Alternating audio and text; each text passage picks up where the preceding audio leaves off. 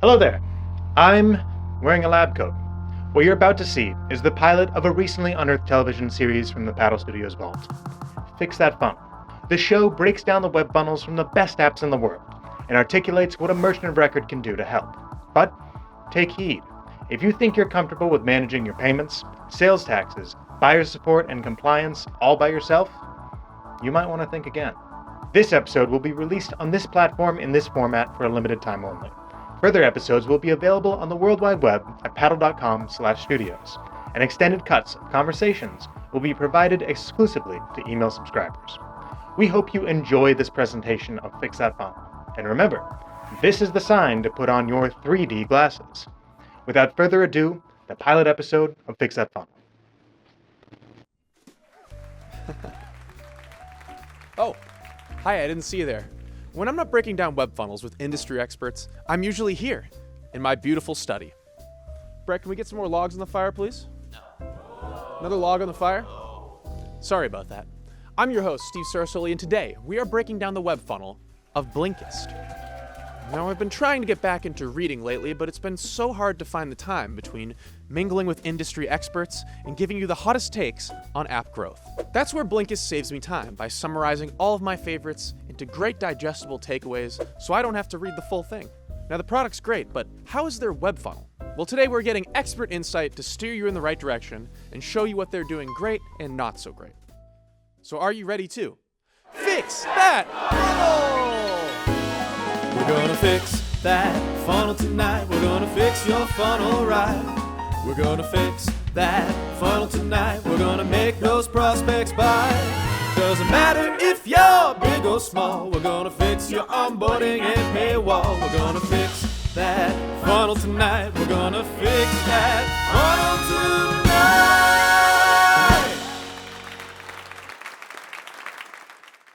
Well, Michael, I'd love to talk more, but I have a meeting with the bigwigs about our web-to-app strategy. Churn is on the fritz, new payment methods pop up every day, and our customer base is global, but I didn't realize we'd have to deal with sales tax compliance. Sounds like a lot of stress. These days, I'm stressing out more and more and more. Wait. Did you say more? I'm sending you Paddle right now. Their whole thing is giving the world more. Check your mailbox tomorrow morning. With Paddle, we take care of the headaches around your web payments, so you can focus on what really matters. As a merchant of record, we provide your all-in-one solution for web monetization to boost your growth and margin. Simply plug in Paddle and feel the stress melt away. Hey, Michael, nice to chat with you again. Yeah, I have a lot to cover. Is it okay if we go over? I know you've been busy with the whole web-to-app thing. Michael, we have plenty of time. I have that all taken care of now. The world needs more, so why settle for less? Get started now.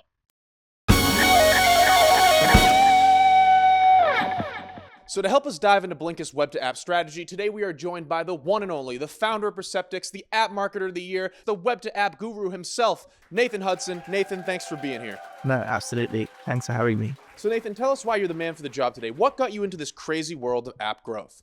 So I've been in marketing for a while, but it was my first role in mobile marketing that kind of excited me and got me introduced to the world of growth. At Perceptyx, we work with a whole load of different mobile apps, ranging from small startups to apps turning over lots and lots of money. And one of the areas we look at a lot is web-to-app. Before we get into Blinkist onboarding, we're going to take a step back and look at their web-to-app strategy as a whole.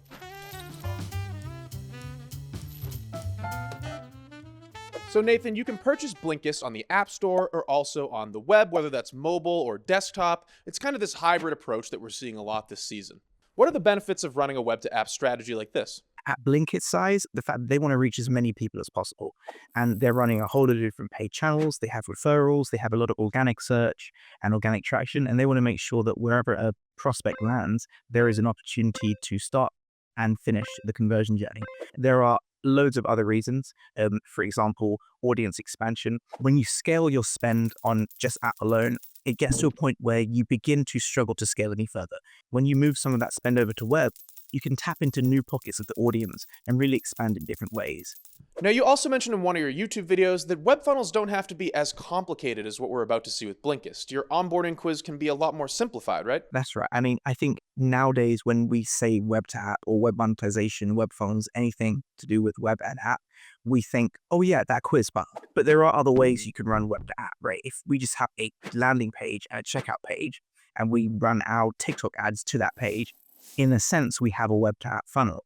So your onboarding can be as simple or as complex as you need based on the use case. But Blinkist is very detailed. So let's dive in and check out their onboarding strategy. So we're now here on Blinkist's homepage. What are we seeing with this big H1 right off the bat? This title, Grow to be the most interesting person in the room, calls out the value proposition, right? It's the core job to be done that they're trying to address, and they're trying to reach out for their audience and reel them in.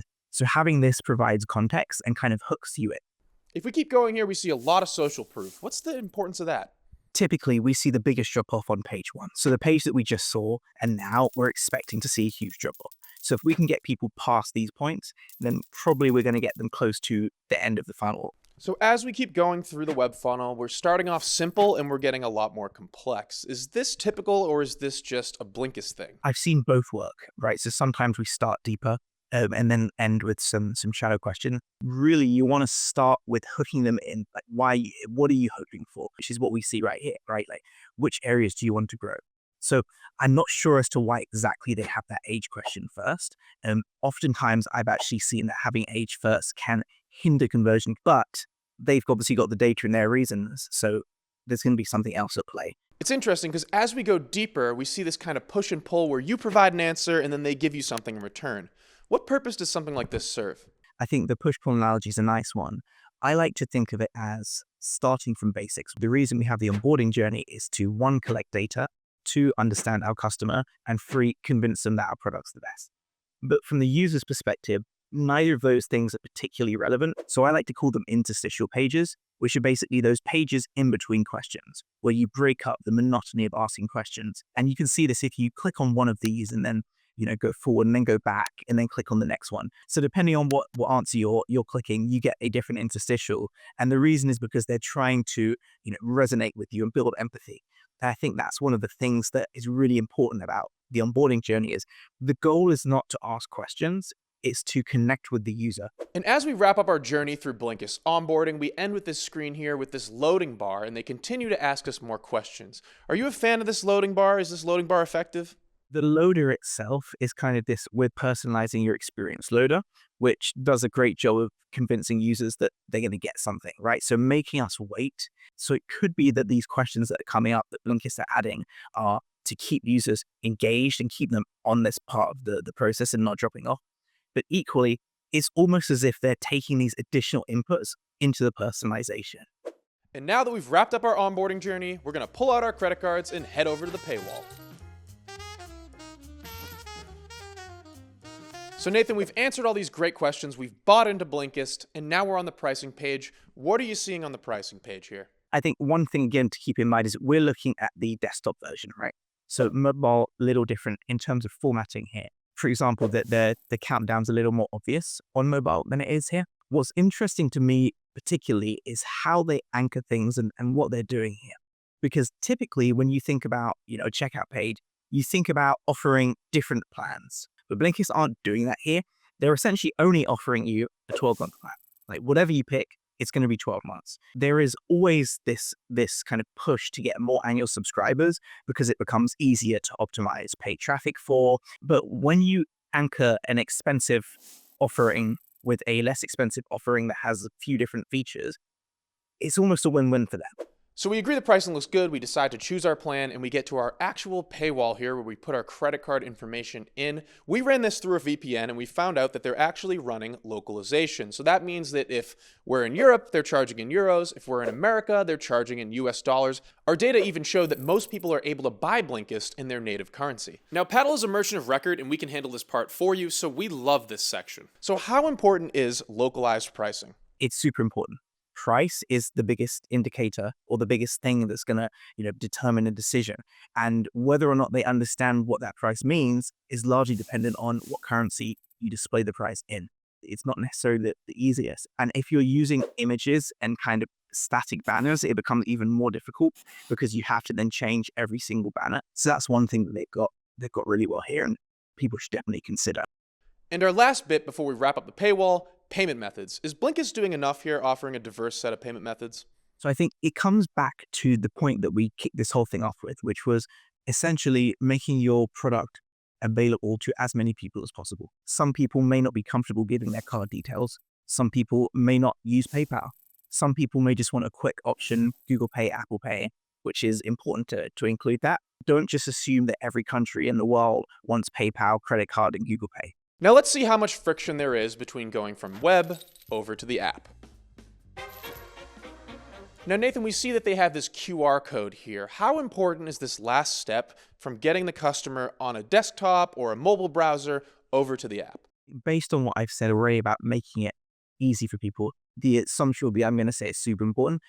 Actually, though, I would say arguably not so important in this case. And the reason I say that is because, again, most people will be on mobile web. However, it does make sense to have a QR code for those users who are on desktop.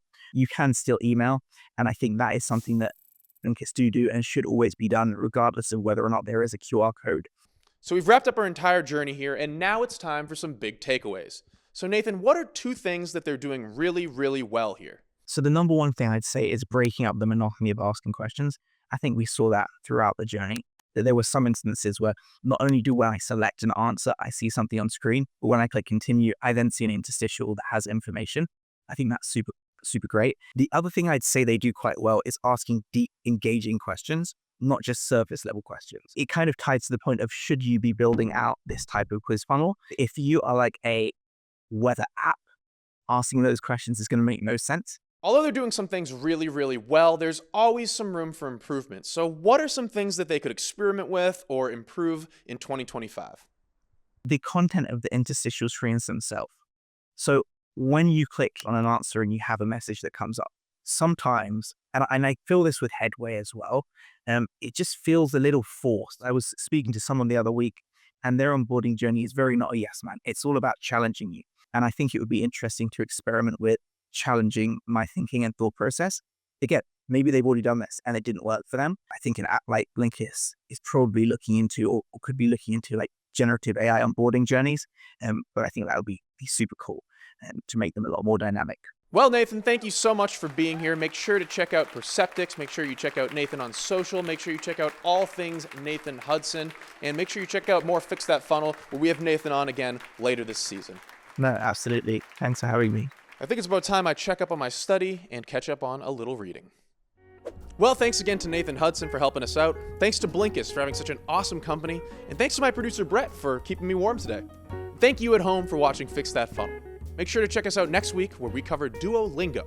Now, if you'll excuse me, I'm going to read myself to sleep.